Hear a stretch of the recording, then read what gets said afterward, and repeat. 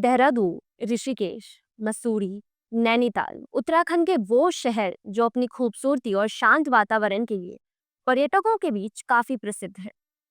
यहाँ का प्राकृतिक सौंदर्य और अध्यात्म में लिपटी शांति इस बात का सबूत है कि क्यों उत्तराखंड को देवभूमि कहा जाता है।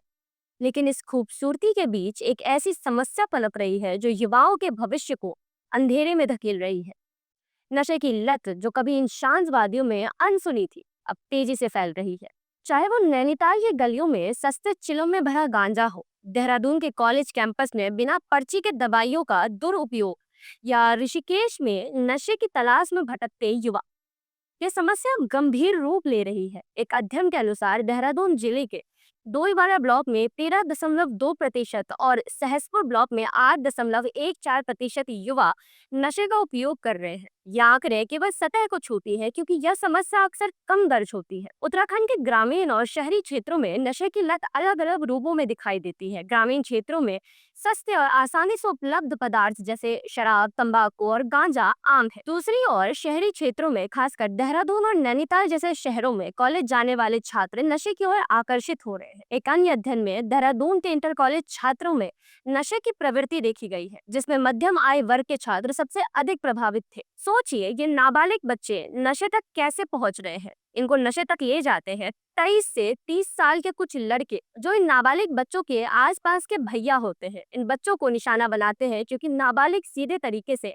नशीला पदार्थ नहीं खरीद सकते। इसीलिए ये भैया उनकी कमजोरी का फायदा उठाते हैं। कम उम्र होने की वजह से इन बच्चों का दिमाग अभी पूरी तरह विकसित नहीं होता है, जिसके चलते आधे से ज्यादा बिना कुछ समझे इस जाल में फंस जाते हैं। बदले में ये भैया सिर्फ एक ऐसा ग्राहक चाहते हैं जो आसानी से इनकी चोल में फंस जाए, और एक बार जिसे नशे की लत लग जाती है, वो इस नशे को पाने के लिए किसी भी हद तक जा सकता है। यह स्पष्ट है कि ग्रामीण क्षेत्रों में गरीबी और जागरूकता की कमी, जबकि शहरी क्षेत्रों में सामाजिक दबाव और आधुनिक जीवन शैली नशे को बढ़ावा दे रही। कॉलेज के दिन वो समय जब युवा अपनी पहचान तलाशते हैं, दोस्तों के साथ नई आजादी का मजा लेते हैं, लेकिन ये वह उम्र है जब कई लोग नशे की चपेट में आ जाते हैं। देहरादून के एक अध्ययन में 1094 इंटर कॉलेज छात्रों पर किए गए सर्वे में पाया गया कि नशे की लत मध्यम आय वर्ग, गैर शाकाहारी खान पान और वो बच्चे जिनके माता पिता पेशेवर नौकरी वाले होते हैं, जिनमें ज्यादा पाया जाता है। कॉलेज कैंपस में दोस्तों का दबाव यानी पीयर प्रेशर नशे की शुरुआत का सबसे बड़ा कारण है। देहरादून के पुनर्वास केंद्र में भर्ती 155 लोगों में से 68.2% ने बताया कि उन्होंने पहली बार नशा दोस्तों के कहने पर की। नैनीताल में, हल्द्वानी जैसे क्षेत्रों में युवा सस्ते में उपलब्ध चरस का उपयोग करते हैं, जो पुलिस की पकड़ से बचकर आसानी से मिल जाता है। नशे की लत में फंसते युवाओं का एक जीता जागता उदाहरण। नवंबर 2024, 5 लोग एक नई इनोवा कार में बैठे थे और रोड ट्रिप पर निकलने से पहले उन्होंने एक हाउस पार्टी की, जहां सभी ने जमकर शराब पी। नशे की हालत में ही उन्होंने लंबी ड्राइव पर जाने का फैसला किया।